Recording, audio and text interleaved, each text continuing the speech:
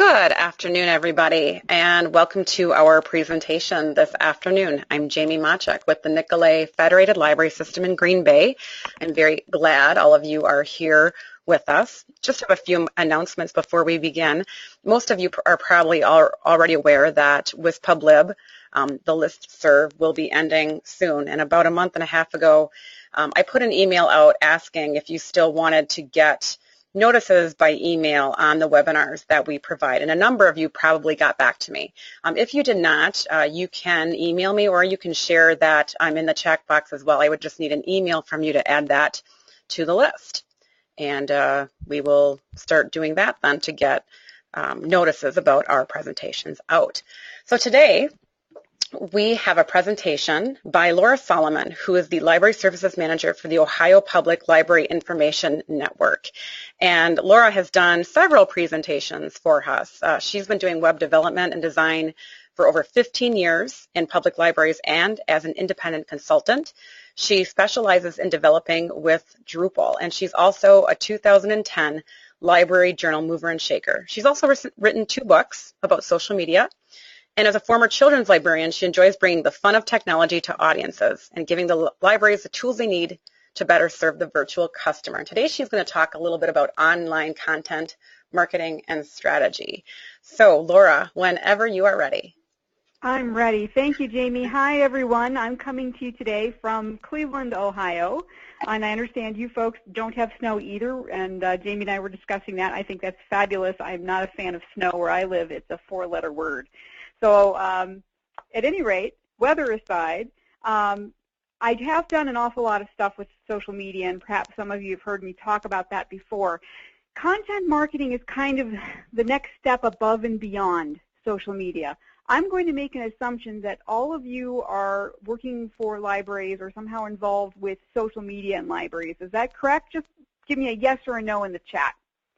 Just type yes or no.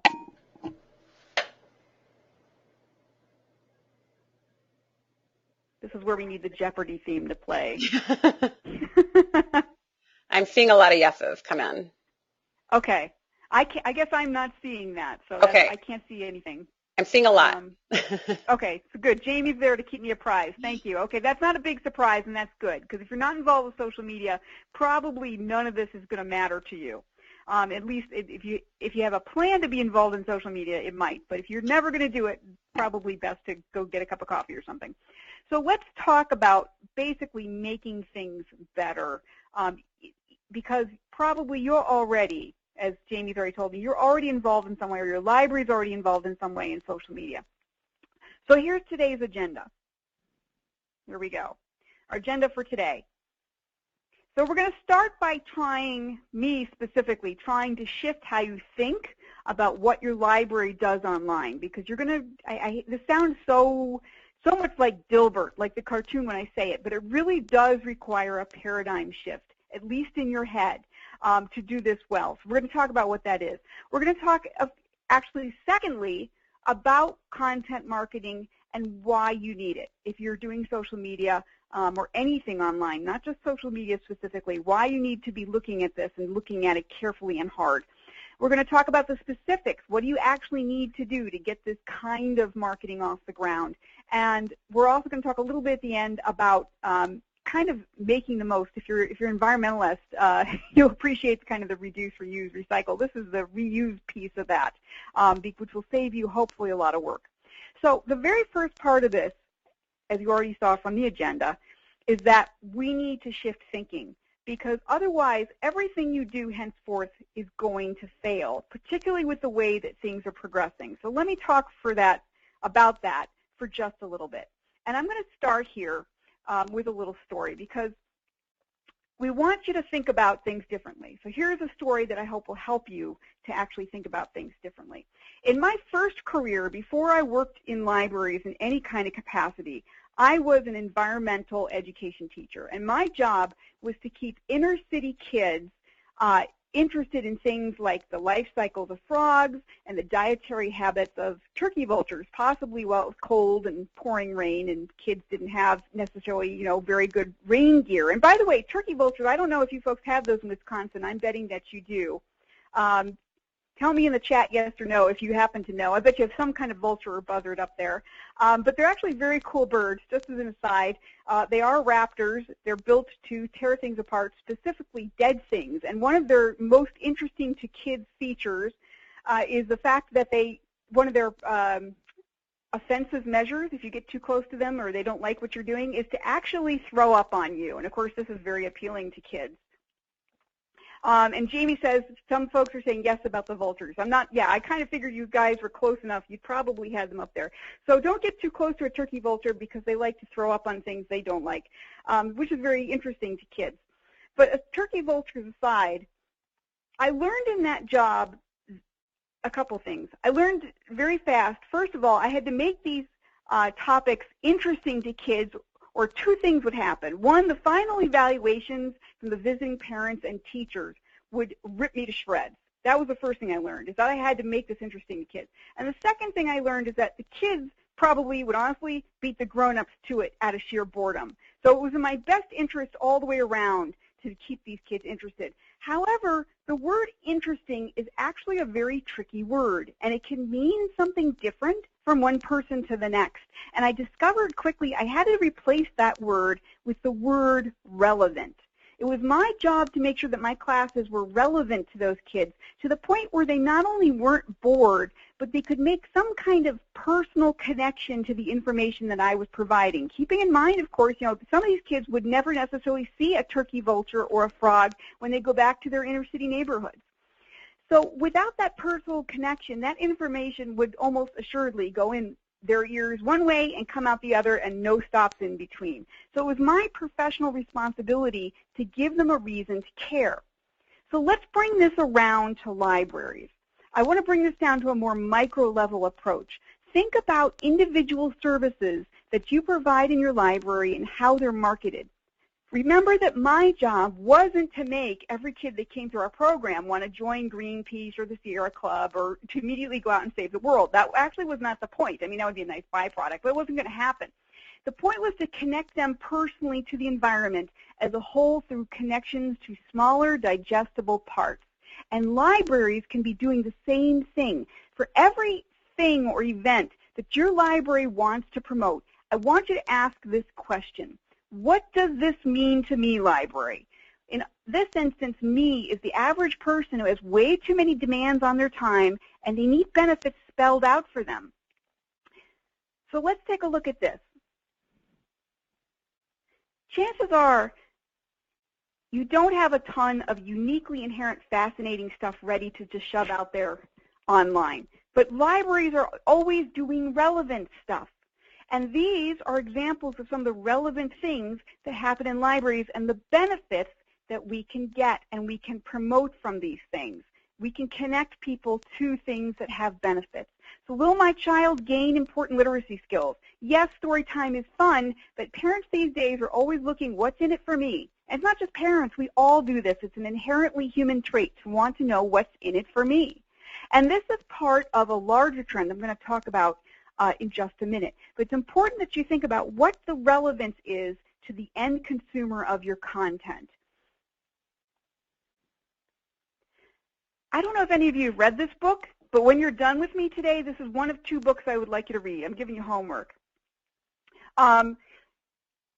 This is a book called Youtility. I think it actually came out in 2013. I'm not sure I have that date exactly right. It's not that new and not that old, but it's very, very relevant. To use that word, relevant. It's by Jay Bauer, who's very well known as a marketing expert. Youtility is marketing upside down. And utility is massively useful information. And notice the pun here on the spelling of utility. It's massively useful information provided for free that creates long-term trust and kinship between your company and your customers.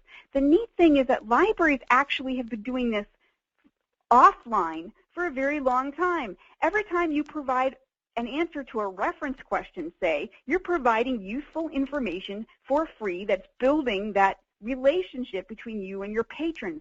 So we've already been doing this, but we need to take this same concept and apply it online. And this is where libraries often get lost, because instead of actually applying this utility concept from Jay Bauer online that we're so good at often offline, is we just say, hey, come to our programs. They're really cool. Hey, you're going to love it. And we don't tell people about the benefit, because at every basic level of a human being, we're asking, knowingly or not, what's in it for me.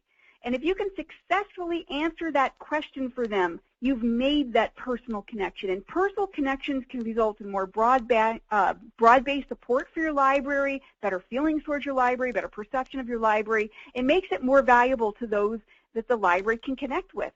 So we're inherently selfish, and when we are presented with anything new, like, hey, here's a new program, the question in our heads is always and immediately going to be, consciously or not, what do I get out of it?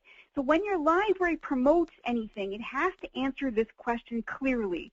This is how you create value for your library's patrons. You have to show them the value front and center. So think a bit differently. Every time you interact with a patron, every time you are promoting something online, are you just promoting it, or are you showing people where the benefit is? What is the payoff? Telling people about your library stuff isn't going to be enough, especially now. People need to know plainly what it's going to be. What is that payoff? And if it isn't clear, you're doing it wrong. There's no value proposition for the people looking at it. It's useless. You're creating useless content if there's no relevance and there's no benefit and there's no payoff. So I want you to make this leap in logic, this leap in thinking that's so important, and to leap from promotional to useful. And I recognize up front, folks, I get it. It can be very difficult to remove egos from library marketing. In fact, I've done a whole session once about this. Internal politics can totally derail even the best-intentioned plans. I've seen library staff get very defensive about online content that they manage when they're told that it needed to be improved. I've seen a library's administration even form a public relations committee specifically to bypass an incompetent person managing the PR for that library. I've heard countless tales of so-and-so doesn't get it from staff across the country, and I suspect you probably have tales of your own that you could share. Collectively, libraries, we have to realize that online content marketing has to make this jump in order to keep libraries relevant, because over the past decade, we've seen libraries of all types focus more tightly on concepts like customers and user experience, and that's terrific. But the vast majority of libraries work hard to please their patrons. No one's going out of their way to try to make them angry or make them feel like we're useless. But online content is one area where, sadly, a whole lot less progress has been made, and this is the reason why we have to make this leap. So on to some slightly more concrete matters. So hopefully you understand why that's so important. So let's talk about what content marketing is and why you need it anyway. What is it? Like it says right there at the top of your screen, folks, it's anything that tells your story. It has gotten very hot. It's a popular buzzword, if you will, right now. Although I don't know, honestly, that it qualifies as a buzzword in my head because it's so important. It's not a fad. And to me, a buzzword is a fad. And content marketing is not a fad. It's not something that's going to go away.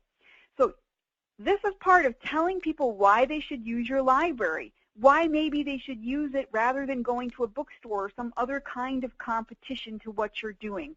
So anything that you're putting out there, whether it's videos or tweets or Vine or Snapchat or anything you're putting out there, it's telling your story, and that is content marketing. And that story that you're telling is your marketing. It's, hey, this is what we're doing, and this is our value proposition. This is why we matter to you and why you should care. Not just because we say so, hey, look at these payoffs and these benefits you're going to get out of it.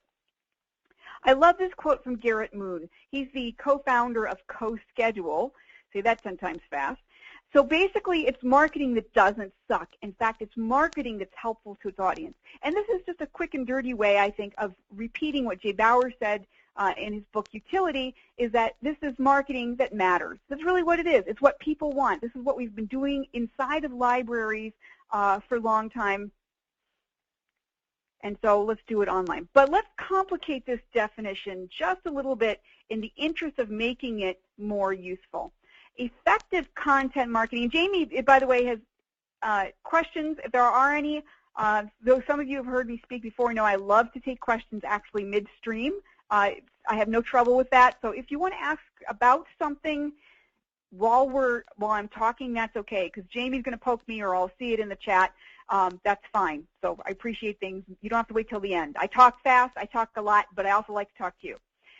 Effective content marketing has all of these characteristics. It's strategic. So what does that mean? That seems like another Dilbert word. But what it really means is it has a plan behind it. And this is another place libraries often, frankly, fail miserably. They don't plan anything. It's relevant. I just talked to you to death about this, right? It has to have value. It has to be focused on a particular audience. It has to be targeted. This is another area that's hard for libraries, especially public libraries.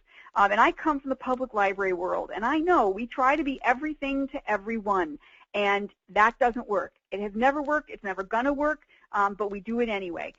For content marketing, it really, really doesn't work. It has to be consistent. It doesn't happen just whenever you feel like it or whenever you have time. This is part of having a plan. And it's going to have and Jamie, oh, she's got a plug there for a marketing plan class. Yeah, probably should take that. That would help you with these. And lastly, effective content marketing has a goal. In other words, it's meant to drive a particular action. So what does that mean? It means that if you're promoting a program and you're telling people that they're going to be able to be an Excel whiz at the end of your 3-class series, the action at the end of that should be, hey, you're going to be an Excel whiz, or maybe there's some kind of certification, or there should be something. What's the goal? That's part of the goal for them, but there's also a goal for the library. Why are you doing it? Is it to drive up attendance? Is it to drive awareness? There are all kinds of different kinds of goals, some more concrete than others, but there should be some reason for doing it other than, hey, we need something to post up on Facebook today. You've got to get beyond that. This is the model most of us are used to, which is the idea of just throwing stuff up at the virtual wall and seeing what sticks. You know, and when the web came around, especially social media, libraries suddenly had this new medium they thought could be used for promotion, and sadly that's pretty much what they do, because all you have to do is look at the vast majority of social media postings for a lot of libraries, not just public libraries, and to see how misguided this has become, because there's constant streams of commands. Come to this, join that, see this, check that out, get this now. I get so tired of being bossed around. There's lots of mandates from libraries, usually without any justification or reasons for people to care about those mandates. There's no carrot at the end of this, hey, got to come to the program stick. Most libraries show very little understanding of their audiences or of what those audiences might want. They typically just shout their announcements into this online void with the assumption that the act of doing it is going to be good enough for the people who want to care about them. And maybe for the choir it is, but not even for all of the choir. We're too busy now. So I want you to start asking some new questions that are posted right up here on your screen. Why does this content make the library valuable to your chosen community or audience? We're going to talk about audiences specifically here in just a few minutes, about how important it is to do targeting. So that brings you to number 2, right? You've got to meet a need. What's the pain point that you're addressing for a patron? Again, this comes back to that payoff. It comes back to your planning. Don't just throw it out there. You should know to whom it's directed and what pain point or problem you're solving. And lastly, where can this content go to best meet them at their point of need? And this is, again, part of that targeting, part of planning your audience. Just throwing stuff up on Facebook might be good for some demographics. It's not going to work for others. 3 very important questions. There are some pretty high costs, unfortunately, for libraries that continue to not get this stuff. And here they are. At the simplest level, your content fails to engage anybody. So it might get a few, if you're lucky, likes, maybe a comment. But ongoing failures have more far-reaching consequences like these. Like, okay, why should I bother to follow the library online? They don't post anything useful. I don't trust the library. They don't do anything interesting, or they rarely post at all. And the worst of it is the last one, no perceived value of the library. Why bother? What is the library giving me? In many cases, our perception is nothing. And part of that is a marketing failure. So what's the difference? What's the difference between just information that you're throwing out there and content marketing? I can't make it clearer than that. Information doesn't bother with being relevant. When your library simply posts about a forthcoming program, ignoring the need to make that post valuable to a specific audience, that's information. And these days, that's a huge waste of time because people don't have the attention available for just, remember, some of us could actually browse the web. Who does that anymore? If we're lucky, we browse our Facebook or our Twitter feeds or, watch Periscope or something. We don't browse the web anymore. And even Facebook knows we can't watch everything and look at everything, which is why they have this algorithm that puts all these things it thinks we want to see on our pages, and we're hard put to see anything else. We just don't have time. We scan. So the bottom line is that content marketing strength, and the reason so many organizations and businesses are now depending on it so heavily, is the fact that it doesn't just shove information at people. The focus is on the created content being useful and valuable.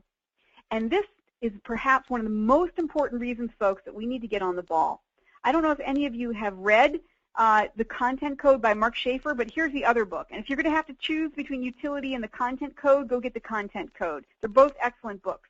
But I think that this is, and Jamie says, Laura's presentation on politics and marketing sounds interesting. Oh boy, yeah, that's a messy thicket of stuff right there. Sticky wicket, that's what I was trying to say. So this is a great book by Mark W. Schaefer. It just came out earlier this year. And he created a concept, or at least named a concept, that's now kind of spread across the marketing industry called content shock. The amount of freely available online content has exploded. No, nobody has really, I'm looking at Jamie's content. If people said, yes, we'd have you do it, oh my goodness, I'd be getting myself into some real hot water there. There's not going to be any slowing down of the amount of content being produced in the next several years. He says that we should expect around, and you see it there on the screen, a 500% estimated increase in web content in the next 5 years. If you think things are bad now, if you think your content isn't being seen now, in 5 years it will not be seen at all. If people are feeling overwhelmed now, imagine what it's going to be like by 2020, because people already consume an average of 10 hours a day, according to Schaefer. I believe it. 10 hours of content a day, and I'm at my computer all day. I can easily see that for someone like me. Maybe not everyone, but it's still a lot. So what happens when the amount of available content continues to rise at the staggering rate? This crossroads between what people can actually manage to consume and the amount of content creation being so exponential is why he coined this term content shock. The supply of online content is getting so ridiculously high, but our ability to consume it can't possibly match it. So this is why I want to talk about this, because we're going to talk about audiences in just a minute. And this concept is so very important, folks. We serve people, but we can't serve people well unless we understand who those people are. There's just too darn much content on the web for a library to guess anymore what's going to work. You're going to need something that's at least somewhat more data-driven. It's going to be the only path you've got to getting more eyeballs and engagement on your library's content. Scary stuff. So let's talk about the planning stages. These are the things that you actually need to do. And I'm going to give you just the basics because in fact, I'll put in a plug for myself here. I just completed a book that's going to be out by May of this coming year from ALA called The Librarian's Nitty-Gritty Guide to Content Marketing. So I have a lot more I could talk about here, so I only have another 30 minutes. So this is the tip of the iceberg, but if you do nothing else, do these things. This is what you need to do if you're just getting started. So here are our basics. You've heard me talk a lot about value proposition. You've heard me talk a little bit about why audiences are so important and content shock. So let's talk first about audiences. That's our first step, is to start narrowing down who we're talking to. Libraries, especially public ones, we provide services to many different populations. Even other kinds of libraries have more than one kind of population. And as library people, we're often trained, or we want to inherently help as many people as possible, which is great. It's admirable. But it's hardly realistic, particularly when our resources and our time are really limited commodities. So your library has to make some decisions. I'm sure it's had to make decisions in the past about where to focus those resources. You know, maybe a poorly attended program on local history was canceled, and maybe in favor of a program geared to helping job seekers. Maybe your library found its series of bibliographies or book lists wasn't well used and decided to discontinue them. Libraries encounter this kind of, you know, supply versus demand decision making all the time, just like any other organization or business.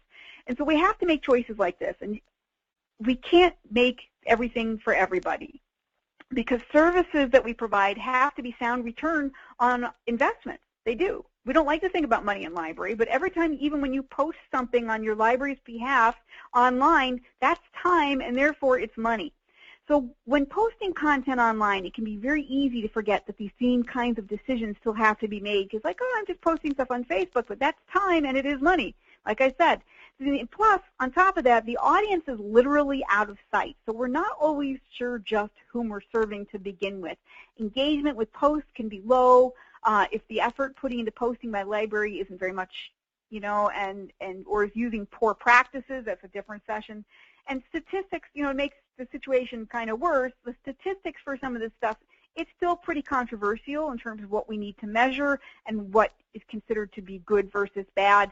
There's very little agreement in the marketing guru arena about what statistics to be measuring. I guarantee you, if you go Google what to measure or how to measure social media ROI, for instance, you're going to get thousands of hits and people saying many different things. And they can be different interpret even if you take the time to look at them. So it's no wonder that a lot of libraries are just kind of throwing things into the ether, figuratively speaking, because doing anything else takes more effort, and it's not simple, and I get that. But I'm asking you to put in the effort, and we already know why. So figuring out your audiences. If I asked all of you right now who your target market for, say, Facebook is, could you tell me, yes or no? Put it into the chat. I'll wait a minute and let Jamie kind of collate that. Okay, so Laura's just simply asking for a yes or no. Who is your target market on Facebook? Do you have one, yes or no? Or if you want to tell me who the market is, that's fine too, if you happen to know. Okay, so I'm seeing moms and crafters. Yes, yes, yes. Mostly it's parents of preschoolers. Yes, adult patrons. Okay. Adults and parents. Adults and parents. Parents, so, yeah. And I encourage you, for the folks who said adults, that's not good enough.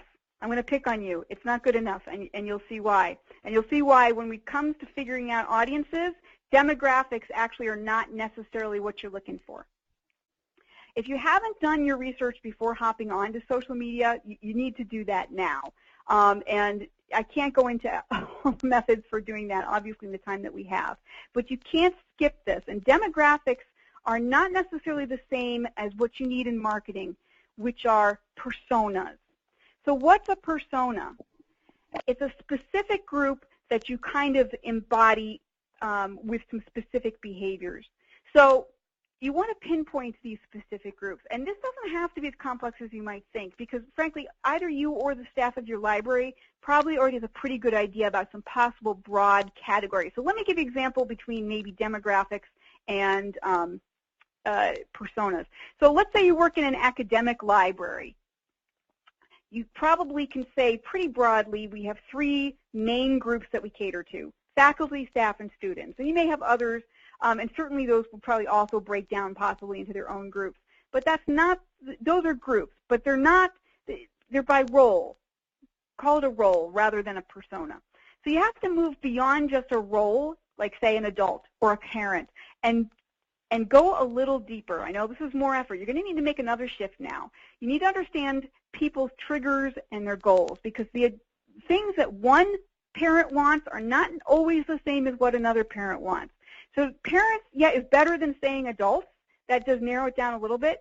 But look at these questions here. A persona addresses some specific questions about behavior, more so than grouping them by any particular role. So what are their needs? What are the pain points? When you think about parents, they have all kinds of pain points. I know, because I am one. You know, what can you do to alleviate those problems for them? What do they want? What are their interests? What emotions can you appeal to? if you tell me my kid is going to have fun, I don't know if, frankly, that I'll be that interested in your program. But if you can tell me that my kid is going to ace his next math exam, you've just aroused a very relevant emotion in me, and now you've told me, hey, there's something useful here, A, and B, I want my kid to succeed. That's a pain point. So personas are different. So here are some examples of personas. So busy two-parent families who need convenience. This is a behavior model here. It's not just a group. It's a behavior. It's a set of behaviors. They're busy, they're working, and they need things to be convenient. Teens, yes, that's a group. But teens specifically that need somewhere to escape to are different than maybe teens who don't. Older adults looking for valuable, I can read today, I promise, valuable ways to spend their time. So maybe these are seniors who want to volunteer, but maybe there are others who don't. These, again, are behaviors. Now, I'm not promoting this company in any way, but this is Powder River Public Library District in Fort Collins, Colorado, was nice enough to share some of this with me and said it was okay for me to share it also. So I wanted to share this out. There is a company called Orange Boy that some of you may be familiar with that actually does personas for library marketing. I'm not saying that I'm endorsing them. I'm just saying I know there's at least one company out there doing this. So if this is not something you feel you can do or want to do, it is out there to be outsourced. And what Powder River did is they actually, I think, got 11 different what Orange Boy calls clusters, but they're essentially personas. And you can see here, these are just 2 of the 11 that I'm sharing with you. And they got this information, by the way, by using all kinds of different surveys, on-site ethnographic survey, and they also pulled data from circulation statistics for them.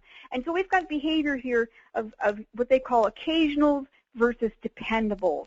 And you could probably, in your own head, I bet, especially if you work in a public library like Powder River, say, hey, I know people who fit that occasionals model and people who fit that dependables model. And they had 11 more. They broke this out quite a bit, which is particularly useful for marketing because you don't always want to be painting with that broad brush, even though we tend to be wanting to do that. I know it's easier. So when you're thinking about personas, think about behaviors. Think about, hey, Laura is you can even name them. Laura is a persona. She's on the computer all the time. Everything has to be online for her. She's not coming into the building, and she really hates promotional social media. That's a persona. If you need help with this and you don't want to pay someone, totally get that. Totally do. There are some free templates here, and these slides I think will be available. So if you don't capture these URLs just now, I think it's okay. And Jamie, if you can verify that for me, that the slides will be available later, that would be terrific. Then folks can get, yes, she says the slides will be available. Awesome. So if you don't want to write these down right now, that's fine. But there are lots of templates out here. These are just 2 that I think are particularly useful. The next step you need to do is to create an editorial calendar. And some of you may have something like this already, at least I hope so. Most of us are familiar with the idea of a traditional editorial calendar. They've been around in print publications for eons. The idea is that it visualizes your content publishing schedule, but how does that differ from a content marketing editorial calendar, you may wonder. So content marketing is highly strategic. Remember, that's one of the characteristics of content marketing.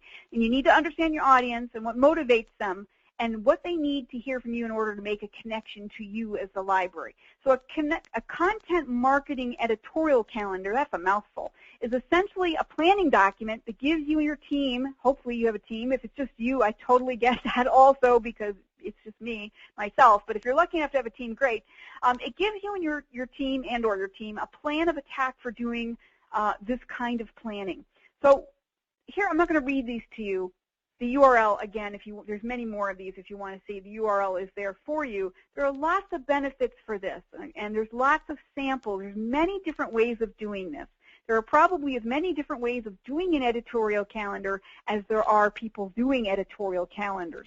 But the fact that it's visual and it forces you to plan ahead, and it also forces you to examine your audience or audiences, plural, is what makes these so critical for libraries when they're starting out in content marketing. So here's just an example of one. This is from Pam the Marketing Nut. Now I can't remember her real last name, but that's that's how she markets herself, as Pam the Marketing Nut. And this is, again, like I said, there's tons of these out there. But you can see here, this forces you to figure out what you're planning at least a couple weeks in advance. And she's actually not only just said, hey, we're posting this and what the theme is, she's actually specifically set out, this is the audience for this. And this is something I'd like you to be thinking about, because I don't care what kind of library you are, we don't cater everything to everybody. We just don't. Otherwise, we would have only programs that fit everybody. We just don't. So think about who your audiences are. And maybe there's only one. Chances are good, though, some of the things you do have at least two. Now, there are two rules to make your calendars really rule, as this says. And so if you do nothing else with your calendars, I want you to do these two things. The first one is you get one calendar. That's it. You get one. Because if you've got one for your blog posts and one for your social media posts and one for your website and one for your printed documents and one for anything else, that's crazy. It all needs to be collated. You need to be able to see what everybody else is doing. One calendar. Really bad practice to have more than one. And for some of you, you're going, we can't fit it all. I don't care. Me and Laura stepping out here. You need to have one calendar so that you know exactly what's going on, and so it's actually planful and people are not working independently. Put it all together so you can have a cohesive marketing plan, and I bet Jamie will cover this in her course because it's so important. The next thing I want you to do is to include social sharing on your calendar. Include social sharing. Because what some folks will do with an editorial calendar is that they will simply say, okay, we're going to put out a blog post and it's going to have this audience. And Jamie says she even has a calendar template. Awesome. So you might say, okay, here's a blog post. It's for this audience and it's going to be on this date and this is the theme. But you didn't necessarily plan out where that's getting posted socially. And that's important also, because you need to post most things more than once and more than in one place. Here's a great example. This is from CoSchedule. You saw a quote from their founder, Garrett Moon, back towards the beginning. And I love the format of this. This is actually, they have a tool, I think, that does this at CoSchedule, but you could easily duplicate this yourself in some format without paying anybody anything. But I like showing this because it's so clear about how often. This is for one piece of content, just one. So you're seeing here on Publish, it's not even necessarily going everywhere at once. And you'll see which channels they focus this particular piece of content on. And it's a reminder, too, to keep posting things. Especially, you see there's a plus mark every single time period on Twitter. And that's because Twitter, you may already know this if you do any social media, the chances of someone seeing it the first time round are actually pretty low. So it's important to tweet things, retweet them, I guess, periodically. There are many editorial calendar templates as well. Jamie says she's going to have one. Here's a few more. In fact, somebody's got a whole Pinterest board of these. So if you don't like the two that I give you up at the top, go for it. There's many, many more, and that's okay. That's not pick whatever works for you, or pick whatever works for you and make it better. So speaking of making it better, the content you have, let's talk a little bit about what you can do quickly maybe to make it better. Don't have a ton of time. Again, this could be a whole session by itself. So what can you do with your content? The first thing you'd like to do, and this is probably, again, one of the most important things you want to do, and maybe you've heard this before, is to tell stories. Because this quote from Arianna Huffington, I think, says it all. People think in stories, not in statistics. How many times have you seen somebody's put a chart up on a screen? You don't remember that. But if someone tells you a story that has to do with that chart, like the reason we were able to make so many widgets is because John actually thought about this thing while he was at the chili pepper store, you're going to remember that. You're not going to remember the numbers. You may not remember the chart, but you'll remember the story about John in the chili pepper store. We remember stories. So whenever you're creating content, whether it's an infographic or a blog post or a photograph or whatever, think about what story is it telling? Is it going to leave a lasting effect on someone? Or is it going to be something they scroll by it and go, oh, whatever? Stories are personal. I want to show you some examples. This is one of my favorite Facebook accounts, I guess. Anybody else a fan of Elsie the library cat? Elsie is a library cat out of California, and she has an awful lot of fans on Facebook. And I love, they do great pictures with her all the time. I'm constantly amazed and amused by what they do with her and her Facebook account. So this is not specifically for the library, but it is promoting the library simply because they're constantly telling stories about their cat. And Elsie is pretty well known. Here you can tell she's doing circulation, so to speak. There's all kinds of fun things with Elsie. So if you're looking for something amusing on Facebook, I recommend finding Elsie the cat. But they're always telling great stories with her, and it's a great promotional tool. This was a neat thing from Adams State University in Colorado. They posted this a couple times, I think, to ALA Think Tank, and I grabbed it one of those times. I love this because it's not even online. This is content marketing offline. So the story that the person who posted this told is they said that their learning and engagement librarian at their university library has a very impressive beard, and students will often ask for that guy with the beard. So what this marketing guy did is created that librarian with the beard marketing campaign and put these flyers up all over campus and started tweeting with a hashtag bearded librarian. And they've gotten a lot of positive, so I guess it does have a little bit of an online component, but it's primarily offline, which I found fascinating. So they said they've gotten a lot of positive feedback, and the guy who posted it said also that the best part is that the week after, before he posted this, is that a student walked into his office and asked, "Are you that guy with a beard who can help me fix my Word account or Word document?" I think that's fabulous. So think about what unique personnel you have in your library, because that's an asset that you can also use in content marketing. This is a perfect example, and it tells a great story. It's also important to switch things up. Because if you're posting the same kinds of content constantly, now granted, if you're doing this on Instagram, it's always going to be a photo or some kind of graphic. I get that. But if you're talking about other channels, maybe like Twitter or Facebook, where you have a choice of different kinds of formats, you want to make sure you're not posting the same thing day in and day out. People stop seeing it. And remember, content shock, so it's a struggle anyway. Change it up once in a while. Don't stick with the same old picture with a caption format. Try posting questions or large images or videos, links to articles. You don't want to be one-dimensional. You also want to follow the 30-70 rule, and this is hard. I know it is, but it's kind of like when you go to a party, and I know I've used this example before if you've heard me talk, but it still stands. If you go to a party, there's that one person who stands there and talks about themselves all night, and everybody is always finding an excuse to move away from that person because nobody likes it when you just talk about yourself. So if you're doing that online, people are moving away from you. You're the person everyone's avoiding. And Facebook, yes, and Jamie says for Facebook they recommend the 80-20 rule. It's somewhat similar. The idea being is that there's only, in this case, about 30% of it can be just about you, and 70% of it is not about you. That's really hard. 70% of what you post can't be about your library. That's hard. Now, can you tie it back to your library? Sure. If you are doing, if today is National Donut I can't say this, National Donut Day, which it's not, but if it was, and let's say your library is saying, hey, it's National Donut Day. Look at our cool display of books about making donuts. You can tie it back, but it can't be just, hey, come do this, check this out. You've got to tie it to something that's not just about you. This is a checklist that you can use against your content when you're posting, and there's many more criteria here. Again, this is a URL you'll probably want to check out. The one thing on this list that libraries miss, I would say 90% of the time, is the CTA.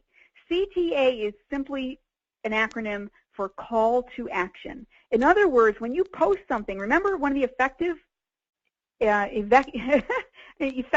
standards I mentioned way back at the beginning that makes content marketing effective is it's got to have a goal. That's essentially the CTA. What is it you want people to do? Now, some things, yes, you're going to post to be amusing, but maybe you want people to place a reserve on a donut book.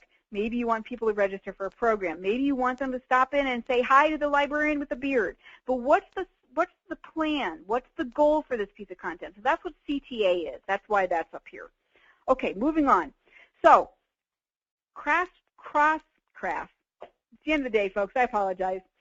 Cross-platform strategy. So what this means is you're going to take your content and reuse it because, frankly, nowadays, especially with content shock, we've got to put a lot more effort into our content, and so we might as well get the most out of it and not keep recreating the wheel because we put in so much effort. So, of course, we're thinking, well, how can I reuse this? Yes, you can obviously post it more than once, but you can also repurpose it, and that's what this is about. It's more than just repurposing content. You do want to repost. Obviously, you just saw me demonstrate that with CoSchedule's social sharing calendar, but you also want to repurpose it. So if you have something, you can take it and make it possibly into something else. So for example here, you've got a blog post. Many of you probably blog or have a blog for your library or even just something on your library's website. Think about all the different ways you can take that same content and make it into something else. You can repurpose it. You can recycle it. If you've got a slide deck that you've created for presentation, I bet many of those slides would be great for posts all by themselves, or the content of those slides would be good maybe for tweets. And you can do this. And, of course, once you've done this, do this more than once. Make all kinds of content and keep reposting it. It's a great way to kind of make your life easier, and make sure also that you're putting it on your editorial calendar. So the big takeaways today, this is what you need to remember.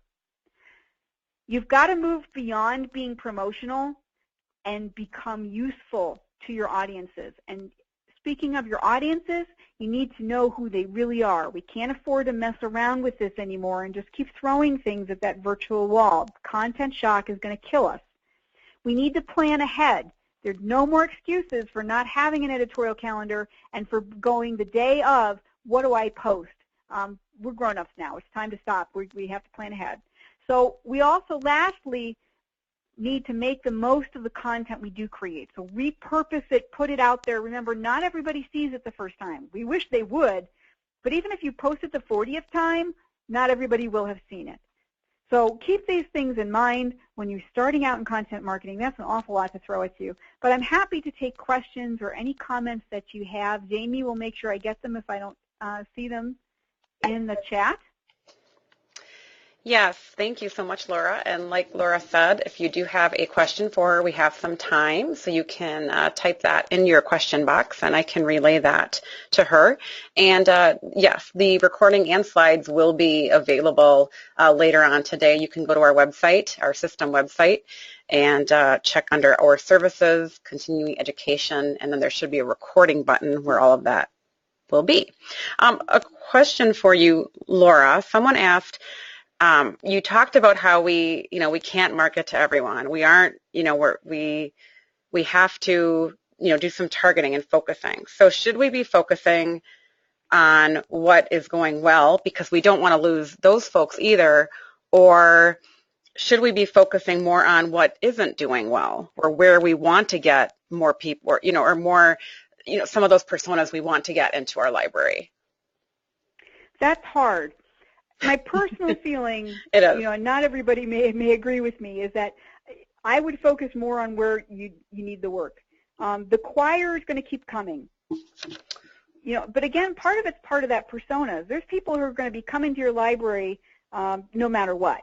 So if you're just preaching to the choir, you don't want to leave them out entirely, granted, but it's also a matter of resources. We don't have the time to cater to everyone. Our time costs money. And to be honest, this may be an administrative decision. I mean, like I said, my personal feeling is to focus where you need the most work. But I'm also reminded of something that someone who used to work for our State Library Association said, because he got tired of people saying, well, how do we get everybody to come to conferences? And he said, well, what would happen if everybody came? It would be kind of a nightmare. So I can't take credit for that, but I thought it was a very wise thing. It also kind of points out, sort of, and begs the question, you're not going to get to everybody. You just can't. Right. No matter what we do. So my first thought is focus on the people that are harder, that you at least have a chance with. And I think that's especially true in public libraries because we do serve and I do mention this in my class, that it's not that that doesn't mean we still don't serve everybody. You know, as a public library, we're still going to, of course, serve everybody. But when it comes to our marketing efforts, we do need to target a little bit. So there is a distinction there. Right. Very true. Terry, you typed a question and I accidentally deleted it. I'm very sorry. So if you could retype that, we will get to that. If you could do that, that would be great. Another question, Laura, you mentioned, changing things up, changing up some of your content, adding videos, changing images. We just can't keep doing the stale stuff.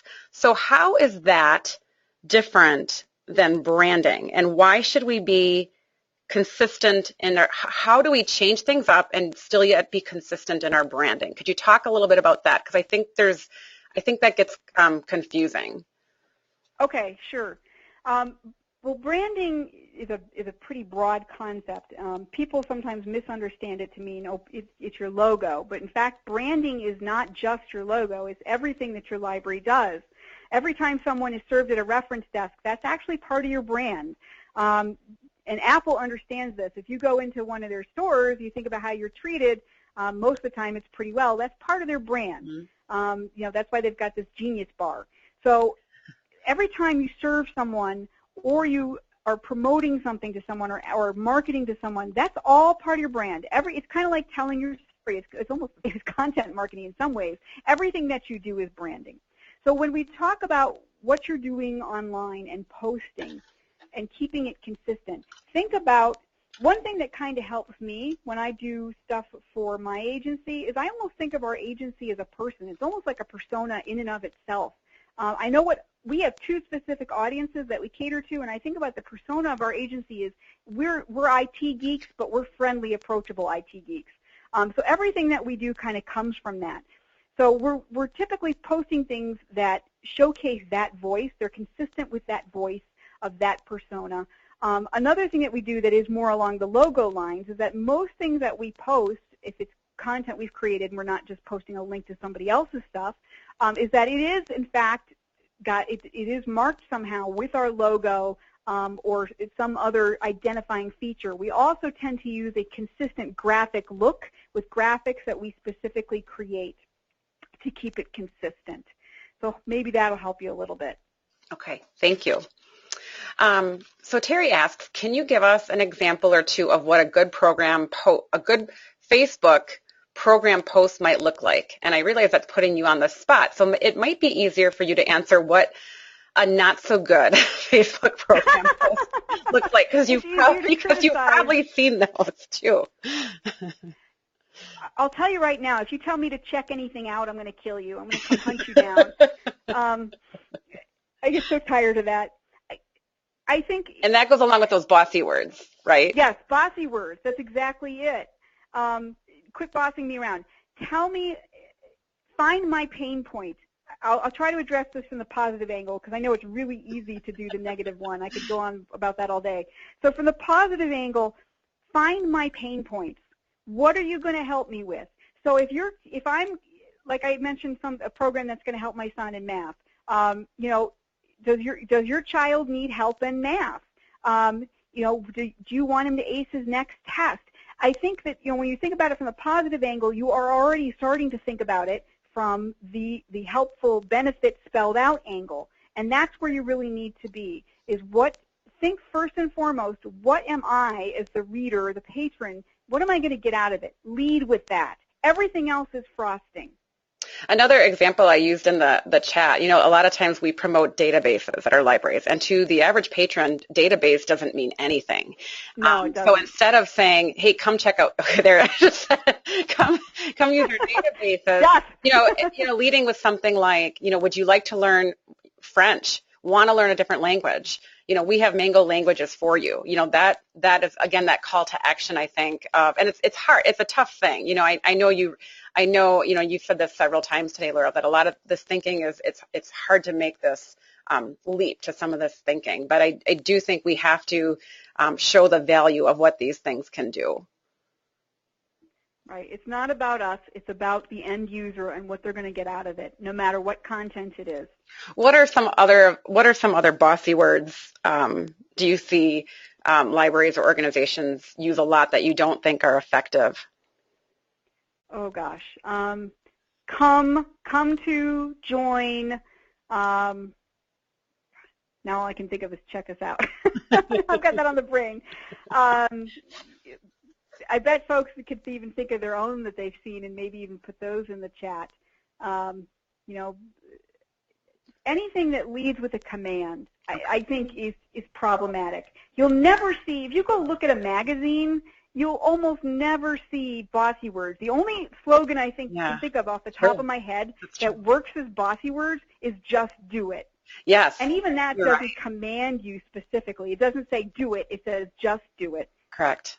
Correct. One just came in, our favorite, stop by the library today. Yes, yes. So I think we have time for one more.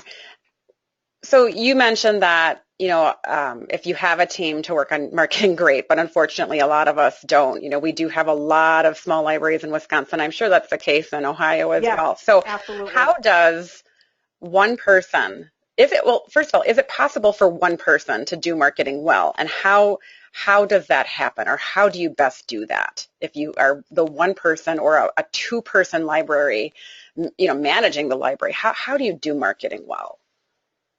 Wow. Well, I'm a one-person team, so I do get that part of it. If your library is that small, you've got it rough, and you have my sympathy. At that point, I would say you need to pick your battles, folks. You can't do it all. Mm-hmm. You can do editorial calendars.